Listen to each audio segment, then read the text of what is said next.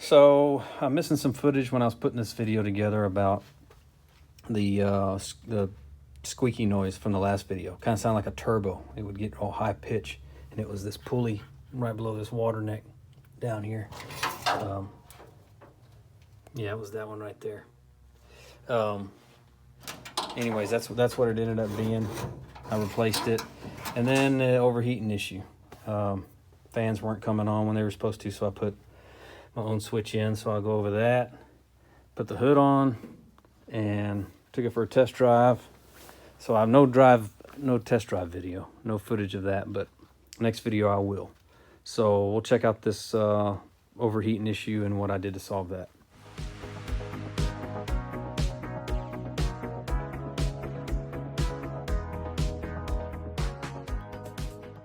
All right, got this new one in. No noises at all. I also found on this old one, you see right there, it's got a nick in it. Right there. That wouldn't have been good for the belt anyway, so I'm not sure. You know, this car had this come out of a car that was wrecked, and it was wrecked on this side. This side was all crumpled up going down. It was a 2018 Challenger. I inspected everything on this side, but I didn't even think to inspect that pulley like right there, you know. But anyways, so now that hopefully cures that noise, it overheated on me, and I didn't know that these Hemis, you have to, this is supposed to be a port here. It's supposed to be a plug. And I took the plug out to put my sending unit to work with my factory gauges to see if I can get it to work. And I didn't even check that when I started the car. I was just too excited about getting it running. But I need to pull this and then put coolant in it till it flows out of here. And I also have a bucket to put on here to help keep it higher, you know, the fluid higher while I do that. So that's what I'm gonna do now, and then start it up and go through the whole motion again. I changed it to a digital so I could read a little better, but it's coming up. Should open at 203. You can hear that squeaking noise is gone. All you hear is injectors now. It sounds a lot better. So we just get this overheating issue. We'll see. I think the fans are programmed at come on at 225.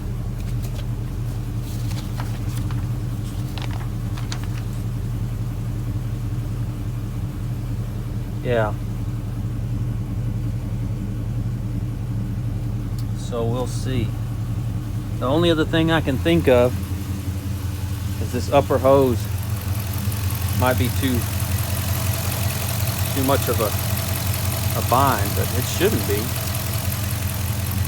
We'll see. All right, I shut it down at 226. The fans didn't come on, and it stayed at 226 for a little bit.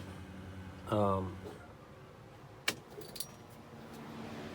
ain't no air bubbles in this thing. So I'm gonna take this top thing off, and I'm guessing I'm getting restriction here at that top hose.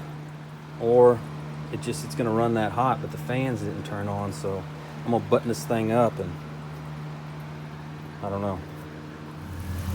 All right, so check it out. It's all buttoned up. I ran a switch, or actually I just ran a wire straight to the fan relay right now.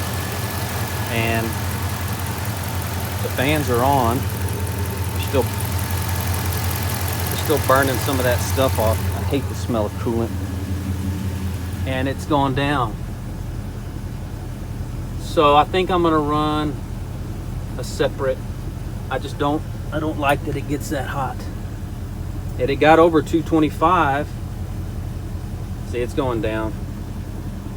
So the fans will work. It won't overheat when the fans work. But I got it above 225 and like 226 and a half, and the fans never came on. And I checked the fuse. My relay's good, right? And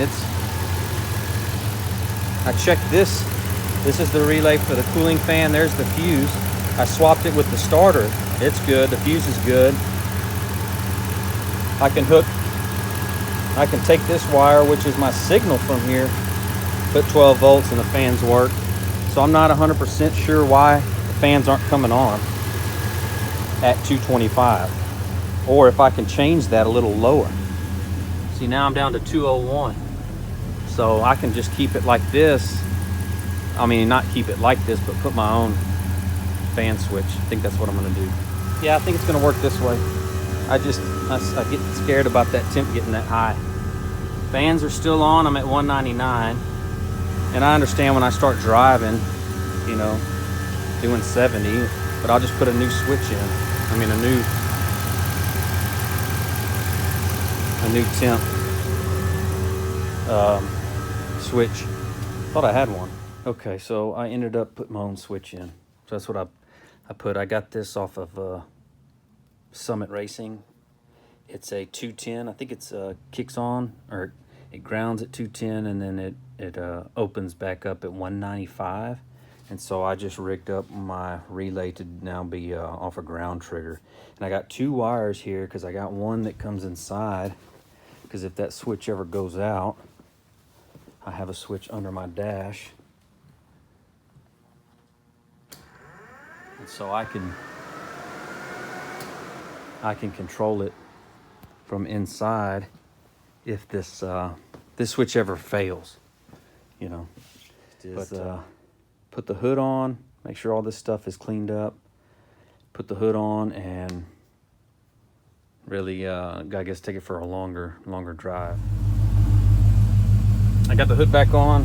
What I'm gonna do is wait for this to get up to 210, which is where that switch should go off at, or it should kick the fans on.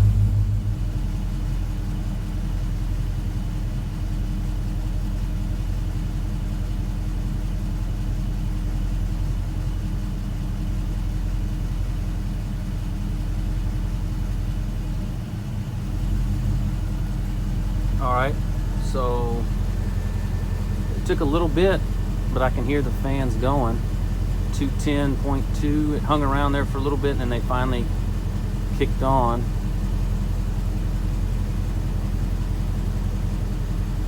And it's dropping already, so it works. Yeah, I can hear them going already. Perfect. All right, I just got back from a longer drive. Of course, I got the hood on, drove down to the store, which is about 5 miles, put some fuel in it, and then just went for a cruise. And this thing, I'm gonna have to get some bigger tires. I'm running 245 65s, I think, all the way around so that I could rotate them. And I turned a corner and just wanted to see what it'll do, and it just slid that ass in out from underneath me. And this thing, you know, this has got it's an 8 3/4 with 323 gears, and it's got a sure grip. So it put down 2 black stripes, but